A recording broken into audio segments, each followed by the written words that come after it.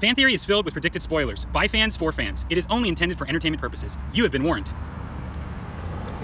Do you have any friends that have, like, step-parents? You know, I do. Oh, my dad's trying to impress me over my mom. It's hard to compete. It's a bummer to be a step-parent, I think. They've really raised that child. You can tell, like, when they're a step-parent because their car's nicer. They're always bringing a treat. So it's not so much with my friends, but definitely with my students. So lesson learned, guys. If you we can tell if you want to be a wealthy person, be a step-parent because clearly that goes hand in hand.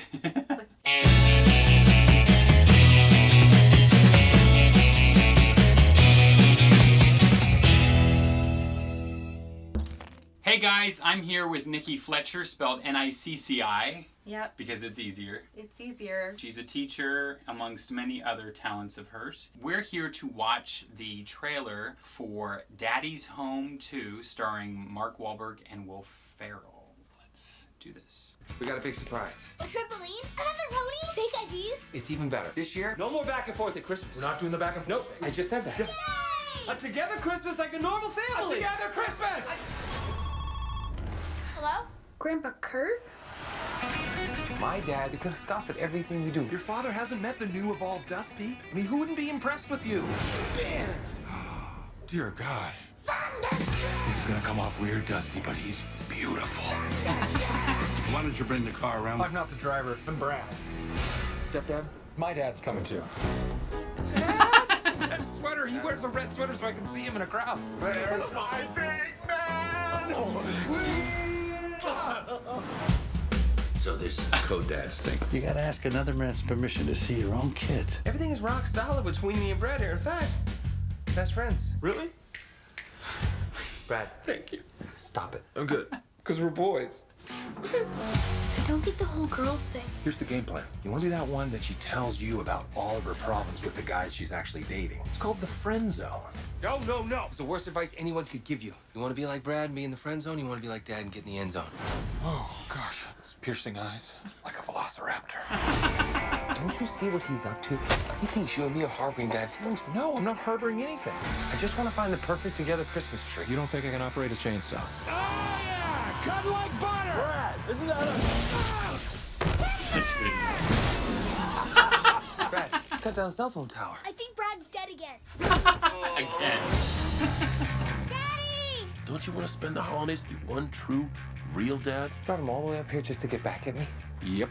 You're opening up the harbor, Brad. Oh, the harbor's wide open. And it's Fleet Week. This is getting good, boys. We're gonna settle this physically. Cut it off. This is child abuse. Don't be such a snowflake. 5 more minutes and I get to meet Joseph. You throw that, we are no longer co-dads. You gonna pump fake that thing all night? Or are you gonna take a shot, Brad? Huh? He's never played sports ever. What? What? Maybe it stuck to his hand. You know what, Dusty? You're not worth it. Psych! It's only for this. Poor guy. Mel Gibson's comeback. That I'm actually very intrigued by. Sure, yeah. And also, if you guys aren't familiar with the podcast called My Brother and Me podcast, this is not a plug, but It's fair if it is. Go ahead.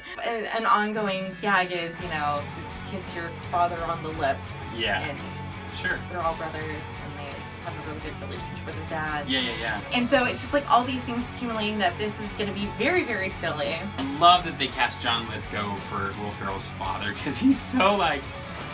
It's just the energy that they have is matching perfectly. Yeah. And so I really want to see that energy throughout the entire film, and I think that it won't, harkening back to like Buddy the Elf and like Will Ferrell's like Spirit of Christmas. No, it's a very good point. With some sort of father displacement happening. But that was also there in Elf. We know it's probably all going to be wrapped up with a beautiful little Christmas bow, and everyone's going to get together, and they're going to be an even larger, abnormal family of a bunch of dads and a few moms and a bunch of kids, Yeah, I'm just expecting the best bad dad jokes.